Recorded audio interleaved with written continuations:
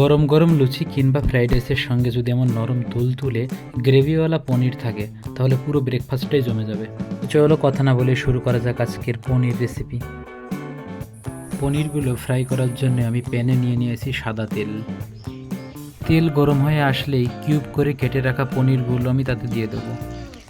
পনিরগুলো কিন্তু deep fry করে ভাজা যাবে না, হালকা লাল হলেই উল্টে ঠিক অপর পাশও কিন্তু হালকা লাল করে ভেজে নিতে হবে। পনিরগুলো আমার ভাজা হয়ে গেছে। এবার হালকা গরম নুন জলে পনিরগুলোকে দিয়ে কিছুক্ষণের জন্য ঢাকা দিয়ে রাখবো।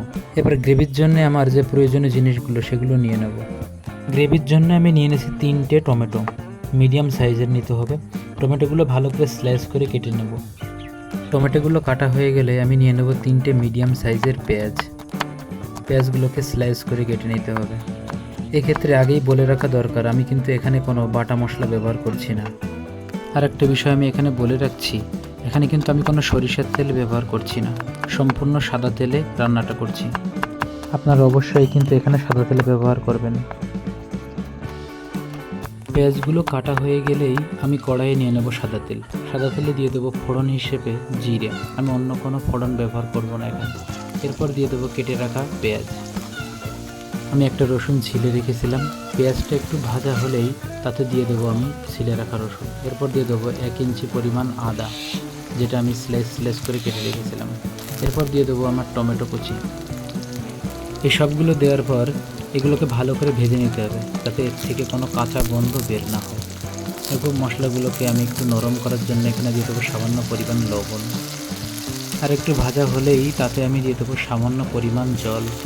এরপর মশলাটিকে আমি কিছুক্ষণের জন্য ঢেকে রেখে দেবো। আপনারা চাইলে এটা প্রেসার কুকারে দিয়ে 2টো সিটি দিয়ে নিতে পারেন। এবার ঢাকনাটিকে আমি তুলে নেব। দেখুন আমার মশলাটা প্রায় গলেই গেছে। এটাকে ভালোভাবে গলানোর জন্য আমি চামচ দিয়ে ভালোভাবে এটাকে নাড়তে থাকবো।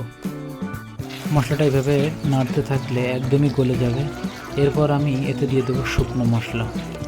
শুকনো মশলার জন্য আমি প্রথমে নিয়ে নিয়েছি 1 চামচ কাশ্মীরি লঙ্কা। এরপর আমি নিয়ে নেব 1 চামচ ধনে গুঁড়ো, 1 চামচ জিরে গুঁড়ো এবং সবশেষে দিয়ে দেবো আমি 1 চামচ হলুদ গুঁড়ো। গুঁড়ো মশলাগুলো দেওয়া হয়ে গেলেই মশলাগুলোকে আমি ভালো করে ভেজে নেব। এটা আমি তত সময় ভাজতে থাকবো যত সময় এটা থেকে তেল না ছাড়ে। এক্ষেত্রে গ্যাসের ফ্লেম কিন্তু অবশ্যই মিডিয়াম আঁচে রাখতে হবে।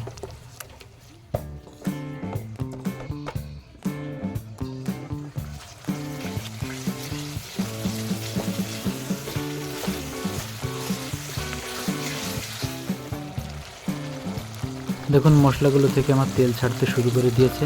এবার এতে দিয়ে দেবো আমি 7-8টা কাঁচা লঙ্কা এবং ভেজে রাখা পনিরগুলো।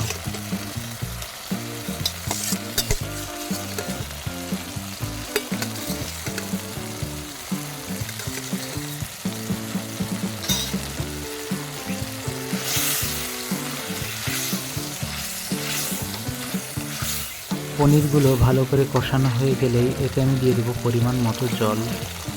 এবার গ্যাসের ফ্লেমটাকে হাই করে দিতে হবে এবং কিছু সময়ের জন্য এটা জাল দিতে হবে। সবশেষে দিয়ে দেবো আমি সামান্য পরিমাণ লবণ এবং 1 চামচ গরম মশলার গুঁড়ো। আর এভাবেই তৈরি হয়ে গেল আমার সুস্বাদু নরম তুলতুলে কড়াই পনির। ভিডিওটি ভালো লাগলে অবশ্যই কমেন্ট করে জানাবেন এবং বাড়িতে এই রেসিপিটি একবার ট্রাই করে দেখবেন। আর চ্যানেলে নতুন হলে অবশ্যই চ্যানেলটিকে সাবস্ক্রাইব করবেন। ভিডিওটি দেখার জন্য সকলকে অসংখ্য ধন্যবাদ।